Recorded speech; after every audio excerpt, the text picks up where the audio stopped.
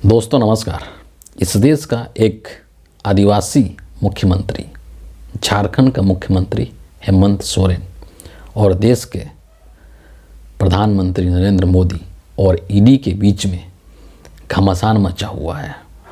एक तरफ केंद्र की जो मोदी सरकार है और उनकी जो जांच एजेंसी ईडी है वो हेमंत सोरेन को अपना डर दिखा करके उनको झुकाना चाहती है, उनको अपने पाले में लाने की कोशिश की जा रही है मोदी सरकार के द्वारा। वहीं दूसरी तरफ ये आदिवासी मुख्यमंत्री एकदम ये ठान करके बैठा हुआ है कि मैं मोदी जी के साथ किसी भी कीमत पर समझौता नहीं करूँगा और न ही नरेंद्र मोदी के सामने मैं झुकूँगा, भले ही मैं जेल चला जाऊँ।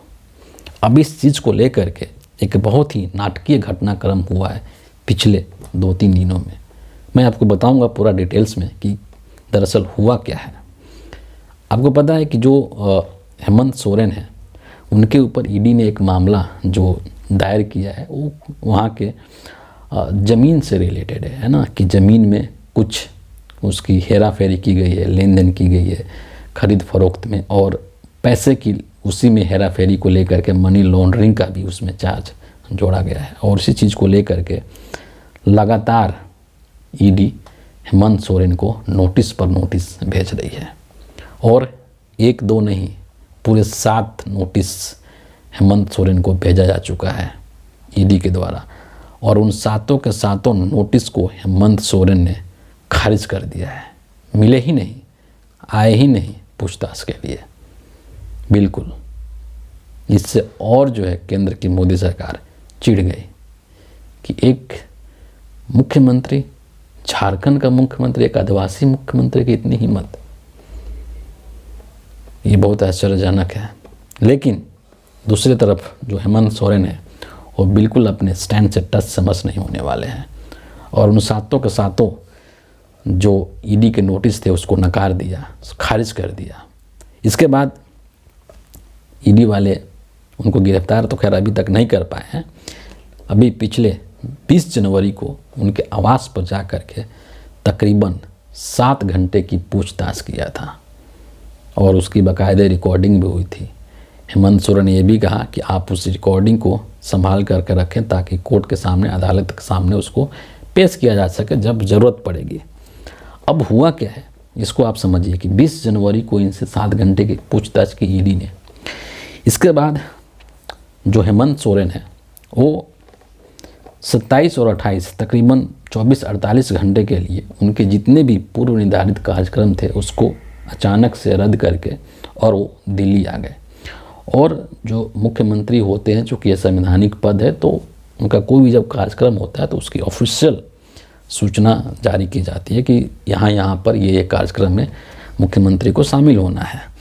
लेकिन जब ये अचानक से दिल्ली आ गए तो उस चीज़ की कोई ऑफिशियल जानकारी नहीं थी और 24-48 घंटे के आसपास जो है 27-28 के और 29 को भी तकरीबन ये किसी को दिखाई नहीं दिए कि ये कहाँ पर है, कहाँ पर नहीं है।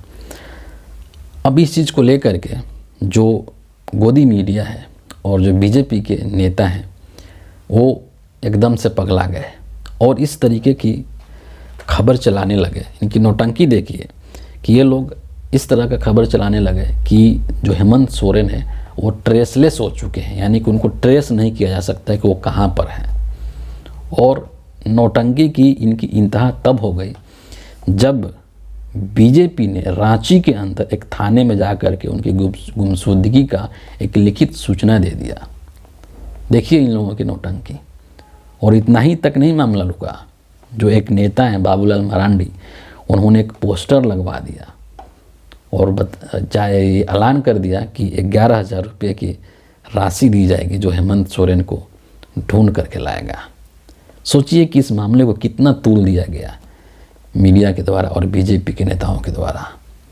जब इसको अनावश्यक रूप से इतना जब तूल दिया जाने लगा तो फिर 29 जनवरी को जो झारखंड मुक्ति मोर्चा, जो कि हेमंत सोरेन की पार्टी है, इनके तरफ से ये बयान जारी किया गया कि जो हेमंत सोरेन है वो अपने कुछ निजी काम के लिए दिल्ली गए हुए हैं और जल्द वापस आ जाएंगे। और जो वहाँ के जो केंद्रीय महासचिव और प्रवक्ता हैं सुप्रियो भट्टाचार्य, इन्होंने एक प्रेस कॉन्फ्रेंस भी किया इन लोगों का ड्रामा देख करके, है ना। और उस प्रेस कॉन्फ्रेंस के अंदर उन्होंने क्लियर किया कि हेमंत सोरेन जो है वो अपने निजी काम से गए, कुछ व्यक्तिगत काम है उसके वजह से दिल्ली गए हैं और बहुत ही जल्द वो दिल्ली से वापस आ जाएंगे।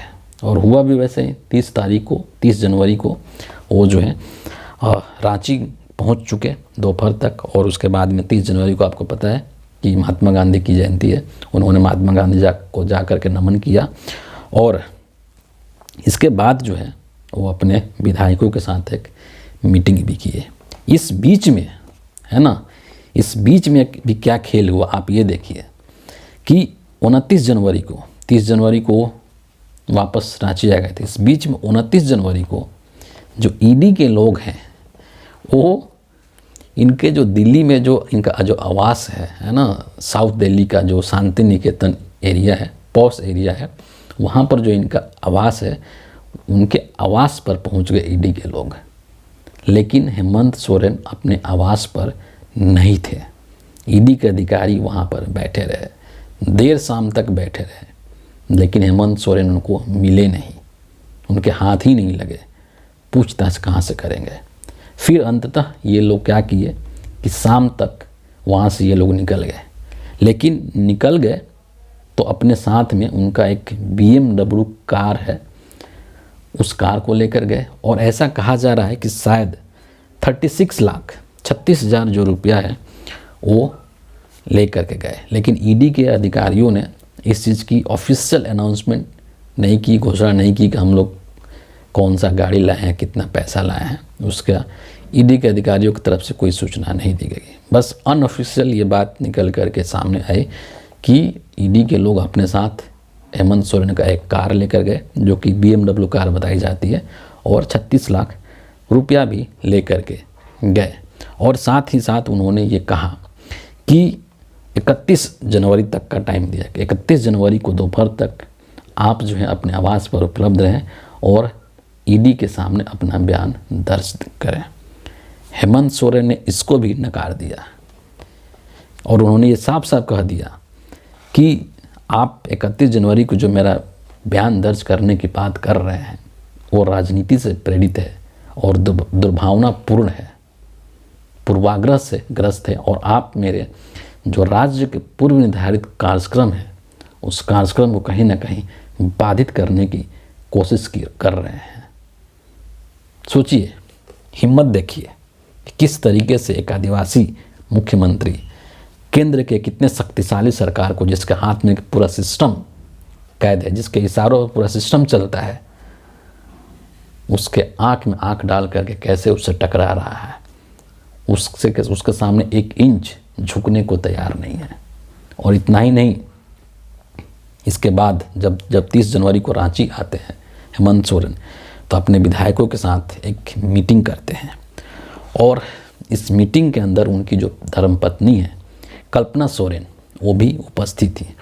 और इस मीटिंग में कल्पना सोरेन के उपस्थिति को इस नज़र से देखा जा रहा है कि कल को अगर केंद्र की मोदी सरकार हेमंत सोरेन को गिरफ्तार कर लेती है, इनको जेल में डाल देती है, तो कल्पना सोरेन को झारखंड का मुख्यमंत्री बनाया जा सकता है। हालांकि जो झारखंड मुक्ति मोर्चा के लोग हैं इस चीज़ को नकार रहे हैं, लेकिन इसमें काफ़ी हद तक सच्चाई लगती है, क्योंकि इसके पीछे एक वजह यह भी है कि कुछ दिन पहले अभी जो गिरिडीह जिला है, गिरिडीह जिले के अंदर गांडेय विधानसभा क्षेत्र है और वहाँ के जो MLA हैं सरफराज अहमद, उनको इस्तीफा दिलवाया गया है। और इस्तीफा इसलिए दिलवाया गया है, उसके पीछे जो मुख्य वजह है वो यही है कि अगर कल्पना सोरेन को मुख्यमंत्री बनाया जाता है, अगर ऐसी स्थिति उत्पन्न होती है और कल्पना सोरेन को मुख्यमंत्री बनाना पड़ेगा, तो वैसी स्थिति में कल्पना सोरेन को 6 महीने के अंदर अंदर उस विधानसभा क्षेत्र से चुनाव लड़वा करके, जिता करके और विधानसभा का सदस्य बनाया जाएगा। क्योंकि ये संविधान में लिखा गया है कि अगर आप मुख्यमंत्री बनते हैं तो बेशक से जब मुख्यमंत्री बनते हैं उस समय आप सदस्य नहीं है, कोई बात नहीं, चलेगा, लेकिन जब आप मुख्यमंत्री बन जाते हैं तो उसके 6 महीने के अंदर अंदर आपको किसी भी विधानसभा क्षेत्र से चुनाव जीत करके विधानसभा का सदस्य बनना पड़ता है, एमएलए बनना पड़ता है। तो इसी चीज़ को ध्यान में रख करके संभवतः ये कदम झारखंड मुक्ति मोर्चा के द्वारा और हेमंत सोरेन के द्वारा उठाया गया है। इसमें सच्चाई लग रही, इससे आप इनकार नहीं कर सकते। हालांकि जो पार्टी के लोग हैं हेमंत सोरेन के, वो इस चीज़ से इनकार कर रहे हैं, लेकिन उसमें ऐसी कोई बात नहीं है ना। और इस चीज़ को लेकर एक पुराना प्रकरण लोग जो है अचानक से चर्चा में आ गया कि 1997 के अंदर जब लालू यादव के ऊपर चारा घोटाले का आरोप लगा था, तो उस टाइम भी इन्होंने यही किया था, अपनी पत्नी राबड़ी देवी को बिहार का मुख्यमंत्री बना दिया था। और वही चीज़ अभी होने की संभावना लग रही है कि इनकेस अगर ऐसा होता है तो उनकी पत्नी कल्पना सोरेन को मुख्यमंत्री बनाया जाएगा। और संभवतः इसीलिए जो है उनको आज मीटिंग के अंदर हेमंत सोरेन लेकर के आए थे और उस मीटिंग को कल्पना सोरेन ने अटेंड किया। तो इस तरीके से जैसे जैसे लोकसभा के चुनाव नज़दीक आ रहे हैं, देश की जो एजेंसी है, जांच एजेंसी ईडी, वो सुपर एक्टिव मोड में आ चुकी है। एकदम हर जगह पे विपक्ष के सभी नेताओं को, आप कोई भी राज्य का नाम ले लीजिए, विपक्ष के नेताओं को परेशान करने के लिए, उनको तंग करने के लिए ईडी के लोग हर दिन पहुंच रहे हैं। कभी केजरीवाल के यहाँ नोटिस, कभी तेजस्वी यादव को नोटिस, कभी लालू यादव को नोटिस, कभी मीसा भारती को नोटिस, कभी महाराष्ट्र के अंदर शरद पवार उनके भतीजे को नोटिस, कभी बंगाल के अंदर, तो कभी कहाँ तो कभी कहाँ। सोचिए, देश के जो प्रधानमंत्री हैं वो कहते हैं कि एक अकेला सब पर भारी, राम मंदिर का उद्घाटन कर दिए। उसके बाद बीजेपी के लोग ये राग अलापने लगे कि इस बार तो हम लोग 400 पार कर जाएंगे। जब आप इतने कॉन्फिडेंट हैं, जब आपके अंदर इतना आत्मविश्वास है, तो ये सब ड्रामा करने की क्या ज़रूरत है ना।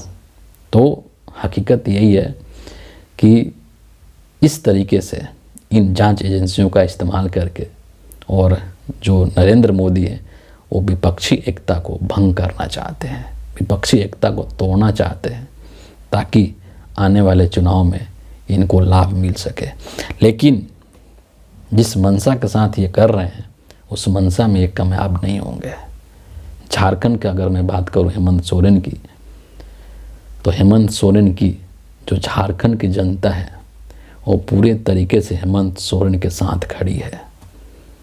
और जिस दिन हेमंत सोरेन को ये लोग गिरफ्तार कर देंगे, जेल में डाल देंगे, और अगर ये सोचते हैं कि उनको जेल में डालने से उसका हमें लाभ मिल जाएगा, तो ये इनका बहुत बड़ा भूल है।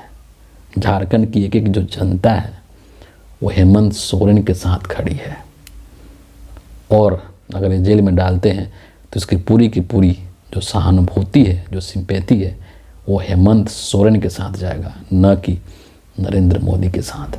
अभी देखते रहिए कि अगले 1-1.5 महीने तक किस किस तरीके से ईडी के लोग जो खेल करते हैं इस देश में, विपक्षी नेताओं को फंसाने के लिए, उनको तोड़ने के लिए, उनके हौसलों को तोड़ने के लिए।